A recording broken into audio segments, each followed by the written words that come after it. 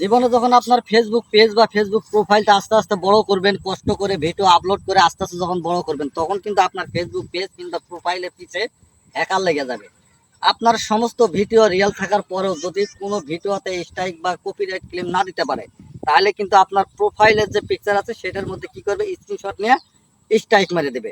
আর প্রোফাইলে যাতে স্ট্রাইক না দিতে পারে এবং কোনো স্ক্রিনশট না নিতে পারে, এই কারণে আজকের এই ভিডিওটা কিভাবে আপনার প্রোফাইলটা সেভ রাখবেন।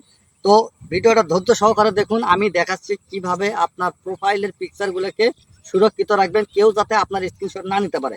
সরাসরি আমি ফেসবুক অ্যাপসটাকে ওপেন করলাম। ওপেন করার পরে আপনারা অপেক্ষা করুন, যখন ফেসবুক প্রোফাইলটা আপনার ওপেন হবে, ফেসবুক প্রোফাইল হোক কিংবা ফেসবুক পেজ হোক, দুটার একই সিস্টেম।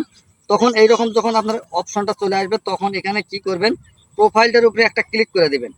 প্রোফাইলের উপরে ক্লিক করার পরে এইরকম অপশন যখন চলে আসবে, এখান থেকে দেখতে পাবেন এই অপশনটা এখান থেকে অন করে দিবেন।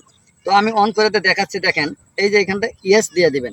ইয়েস দিলে তারপরে আপনার প্রোফাইলের মধ্যে এইরকম একটা অপশন চলে আসবে। অলরেডি আমারটা দেওয়াই আছে, এখানে দেখতে পাচ্ছেন আমার প্রোফাইলটার মধ্যে একটা এইরকম টিক মারার মতো দেওয়া আছে। আপনি চাইলেও আমার প্রোফাইলটার কোনো স্ক্রিনশট নিতে পারবেন না।